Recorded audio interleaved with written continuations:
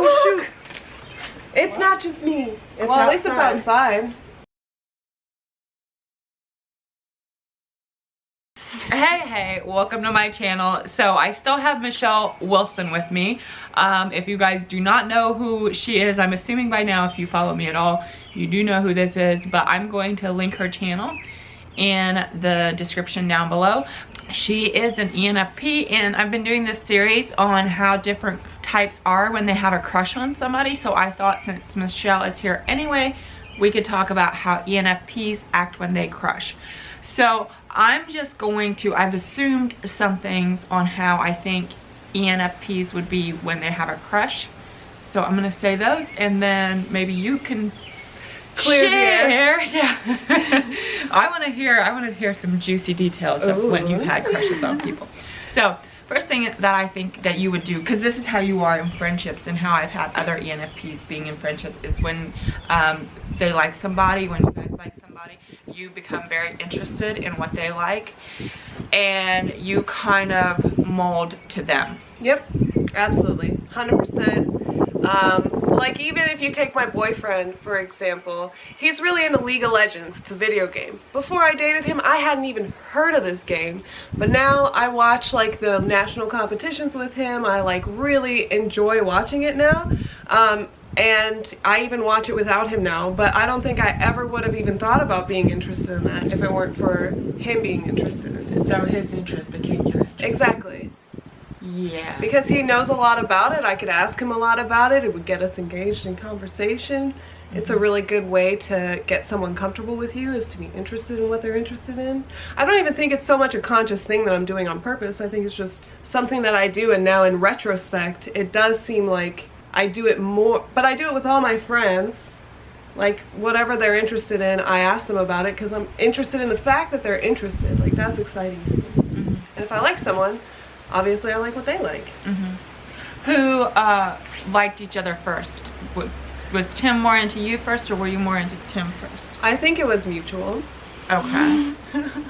Well, that makes a less exciting story. I know. Has there ever been a time when you have been into somebody and they weren't into you? All of high school and middle school and elementary school, everyone that I was into. Okay, so there's got to be some good stories here. Yeah, sure. Okay, so there was this one guy that I was rather obsessed with. Okay, so how I saw him the first time, my best friend, her older brother was best friends with him. So he was in the house a lot. I saw him a few times, and then there was just one time when he said something nice to me, and I was like, oh, he's kind of cute. And then he and I had started talking over AOL Messenger back when that was a thing. And just talking, getting to know each other. I really liked that he was an artist. Like, he could draw really well, and he was like very interested in like anime and stuff like that, which is stuff I was interested in. So I talked to him all the time, and we could have rather philosophical conversations too, which was really exciting. And I would just like talk to him all the time, and then I think one day, we had never talked on the phone, and when we were in person we were super awkward, but one day I was like, I like you. Don't do that, okay? Don't talk to people and get to know them over the internet and then just come up and say you like them. That's not good. How did the rest of the story go? He said that he liked me too, but I don't think he meant it in the same way. I think he was trying to be nice, and also I think he liked that I was interested in him, in that he was desirable, but not that he wanted me. You know what I mean? So nothing ever became of that? No, he called me on the phone once, and we talked a little bit. I was watching 2.5 Men, I think, when he called me. And my friend had a birthday party, and all of us, like, he was there because his brother lived there, or her brother lived there, his best friend, and we had slept on the floor close to each other, which I thought meant something. And he says that's the first time he actually remembers me, so. So we had talked for like 2 years before that. And at one point you had told him. Yeah, before that I had told him that I liked him. And that's the first time he remembers you. Yep. So this was a long crush that you had. Oh yeah, 4 years. I was obsessed. Wow. I was obsessed. I feel like that was my first love, you know? Like that obsessive love. You know, you always like get that first attachment to someone, and it makes no sense why. You're just super attached. That was Yeah, just not good habits with that. So you guys never went out? Nope, never. Oh man, you know what would have made that story better is if you had liked him all those years, you had done a lot of things that ENFPs do, and when they like somebody and it had turned the situation around and you guys at least dated for a while. I know, that would be Very more exciting than me just being awkward and scaring him away. No, no, I think part of it is he was 4 years older than me, so at some point after that, I think the next year after that birthday party, he went to school in a different state, and then he started dating somebody, and so we just kind of like... Yeah. What was the other question? Not exciting, I know. I've only dated 2 people in my lifetime. How do you try to impress people, whether this is in romantic relationships or just other relationships? What is your method for trying to impress people? How do I try to impress people? I think knowing a lot about what they're interested in is a way that I like show off to them. Like, I'm close to you because I pay attention to you. I've seen that in other ENFPs, yeah. I mean, it's a good way, I think, to show that you're interested in somebody. It's flattering, yeah, as another person if someone else is. How else do we try to impress people? I think that's the main way, is like remembering things that they've said and like making an effort to give them things that they've mentioned that they like giving good gifts is another way, like remembering things that they've said and using that as a way to give a gift to them. Yeah, pretty much the main one is by knowing a lot about things that they're interested in. I think I don't even know any other way that I would try to impress them. Or be funnier than them. I would try to be wittier. But that's not even 100% of the time. Yeah, because you're different who you talk to. I mean, this is just in friendships. You're different when you talk to somebody that likes to be witty and funny than you are with me, who's just, you know, not as witty and funny. You don't impress me in that way. But finding things we have in common is a really good thing, I think, too.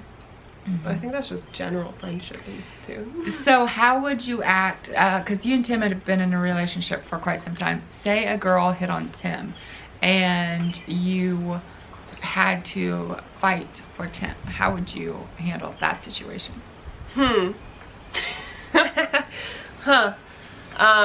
Actually, I would probably help him flirt with that girl. Ah. So we'd be flirting together with this girl. So it would be like a team thing. Yeah, that's like a how I tag would team. go about it. Yeah. Yeah, like we're a power couple. Try it again if you want. Yeah. We can out flirt you. That's brilliant. Yeah. Yeah. What were you saying inside? Oh, that you try not to be the one to show the most interest in any relationship. Yeah, I try to make them show the interest because I've misinterpreted things before in the past and I don't want to misinterpret someone's interest, so I let them show more interest than I ever let on purposefully because I don't want to freak them out, be overly interested. I don't want them to think I'm obsessed with them. Like, I've learned from my past mistakes. So are you the type of person that is prone to reading into things? Yes. You held the door open for me? Oh my god, you must be in love with me. Yeah, I grew up with an ENFP best friend, and she always did. She always was like, now what do you think this means? In like a text message or in an interaction, like going over each and every interaction with just a fine-tooth comb, trying to find the meaning in absolutely everything. Because we just assume people are hiding it as much as we are. I think that's really what's going on, is we think people are hiding as much as we're hiding. Yeah, and then there's me. I feel like I'm really good for you guys in this area because I used to tell my friend, I'd be like, they probably just meant exactly what they said right there. Yeah, which is good. It's better to interpret what people say at face value than to try to read into it. Let them tell you if they want you to know more. And honestly, it's better if they're a little bit more honest with you. Like, you know, you might get like a little arm around the shoulder. That's a good sign. You don't need to read into that. They put their arm around you. They're interested. They wouldn't do that unless, well, unless it was just like a quick, like, giving you a noogie or something. That's different. Very true. Yeah. So your first crush, your 4-year crush, what's that called? Unrequited love? Yeah. Yeah. Taught you all those lessons? Oh yeah, for sure. What's the most embarrassing thing you've ever done in a crush situation? Most embarrassing. Okay, so there was this guy I had a little bit of a crush on in 10th grade. He was a foreign exchange student, and we had hung out a few times. We were pretty close. We like talked in our classes and stuff. And then one day I just texted him and I like expressed my undying love for him. Well, it wasn't undying love, but I like expressed how much I was into him, and he was all like, "That's really flattering." He's gay now, I might add, so at least I don't have to feel that bad.